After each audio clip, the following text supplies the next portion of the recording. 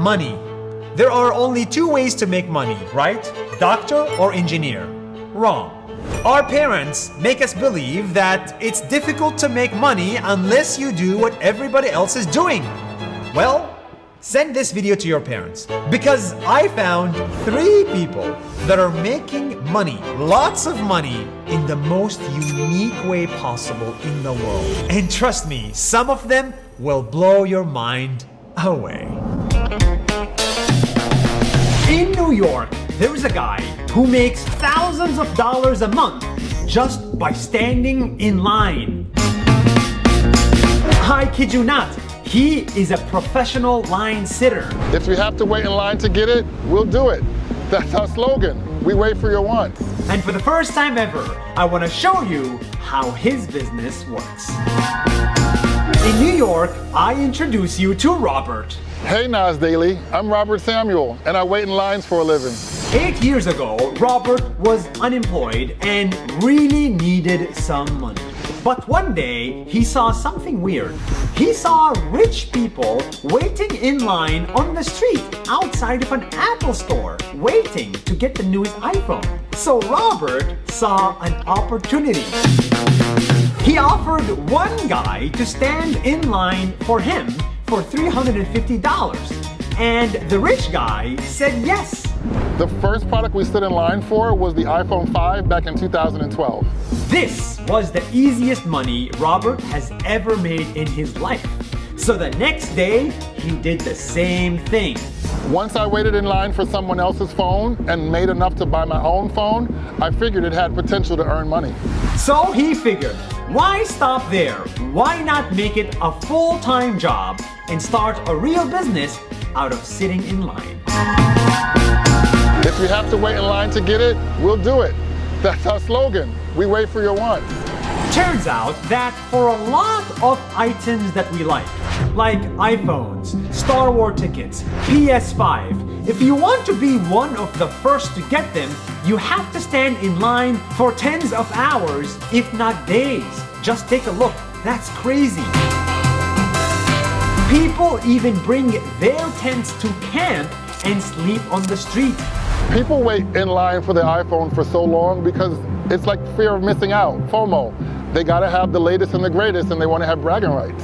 To save people time and money, Robert hired his friends and started a company called Same Old Line Dudes, where people wait in line for them as a service.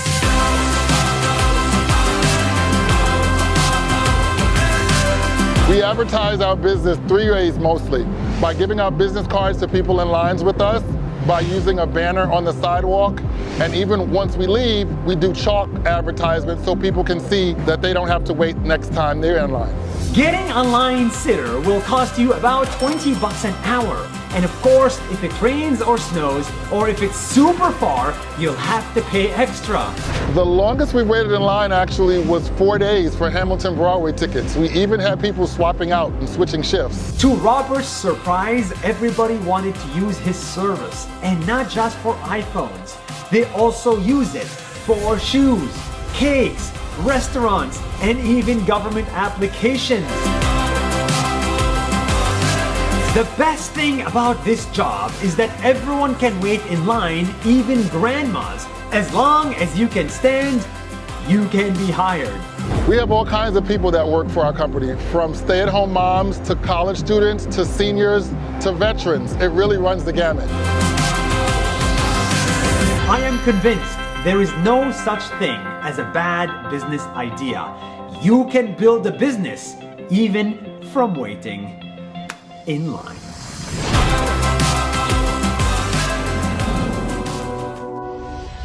This man can solve a Rubik's Cube, but he can also make art with hundreds of Rubik's Cube. He can paint masterpieces.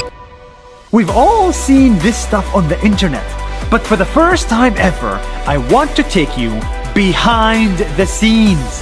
How does he do it?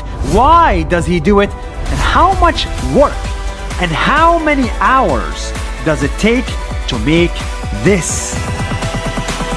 Hint: a lot. In Pizarro, Italy, I found Giovanni. Hi Nas Daily, my name is Giovanni and I'm a full-time Rubik's Cube artist. When he was 15, Giovanni was just an ordinary student. When one day a friend showed him this. My story starts in 2009 when I first learned how to solve a Rubik's Cube. A friend of mine brought it at school and showed me how to do it, and since then I fell in love with the cube.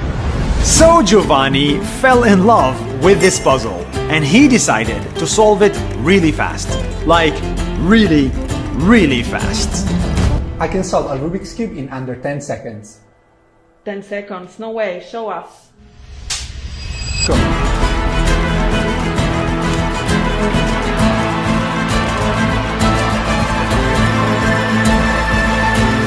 That is crazy. But then he got bored. Once you can solve it under 10 seconds, it takes many, many months to gain just a few milliseconds. And after a while, it can be a little bit boring. So I decided to do something special instead. So instead of solving one Rubik's Cube where all the sides look the same, he decided to mix hundreds of cubes up until they connect and become art, like this and this. It is much harder than it looks. One funny thing that most people don't know is that once it is glued and framed, it's actually very, very heavy. Each portrait costs hundreds of Rubik's Cubes and thousands of dollars. One bad cube can ruin an entire picture. And making these portraits can cost a lot of time. Giovanni needs at least 12 days to make them. He first draws the portrait on his computer. He twists all the Rubik's Cubes to recreate the portrait and finally puts them on a huge frame. Sometimes his portraits even need more than 6,000 cubes. This is my portrait of Audrey Hepburn. It took me from design to mosaic around 12 days to make it, and it's made using 725 Rubik's Cubes.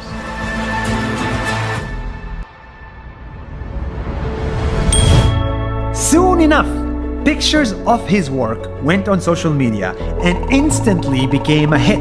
And many celebrities wanted to get their portraits done by him. I could never imagine that I could make a living selling my Rubik's Cube art. His art got so famous that people like Will Smith and The Rock started reposting his work. And today, getting your portrait from Giovanni can cost you thousands of dollars. This master of Rubik's Cubes can solve not just one cube, but thousands of them at a time. And that's why he is the master of his craft. This guy is jumping up and down, not in a playground, but in a kitchen. And he's not playing. He is making noodles. Yes, these noodles. Who is he? And why is he using his butt to make noodles? And how does noodle made from a butt taste like? In the city of Hong Kong, the kingdom of food, I found Marco. Hello, Nas Daily，大家好，我係 Marco，我係竹升麵大師。The tradition of bouncing noodles actually came from Marco's family's homeland in China. 由我太爺傳到俾我爸爸，咁由我爸爸再傳承俾我嘅。So his family took the recipe and moved to Hong Kong, where for generations they have been making noodles unlike any other place on earth. First, they go to this tiny room and take a thick slab of dough. Then they take a huge bamboo stick, attach the stick on top, hop on it, and start bouncing again and again, up and down, left and right, for hours and hours until the dough is super strong and super flat. Why? 其實呢個做麵嘅竹升做麵嘅方法咧，最主要就令到個麵更加爽口彈牙啦，同埋我哋嘅賣點就係可以處理走咗佢嘅鹼水味。They do this process for every noodle that they serve. And out of the bouncing noodles, they can make meals like this and this and this. 咁呢一個竹升做麵嘅方法咧，其實都日復日比較繁複啦，同埋比較悶嘅。咁所以喺出邊好多麵鋪咧都取而代之，淨係用機器咧就取代咗呢個步驟就算㗎啦。It might look fun, but in fact, sitting on this heavy bamboo pole for hours is super hard, harder than going to the gym.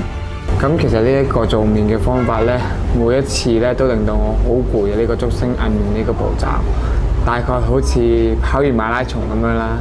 咁另外都如果即係韌耐咗咧，都會令到 pat pat 會勞損嘅其實。Until then, you will find Marco here in his little shop in Hong Kong, bouncing away to make noodles. In fact, bouncing noodles is a dying art. Hardly anyone does it anymore because of how tough it is. But at the end of the day, Marco believes it's all worth it. And so do his dozens of customers. Chefs like Marco stick to the traditional way of making food, not for money or fame, but simply for passion.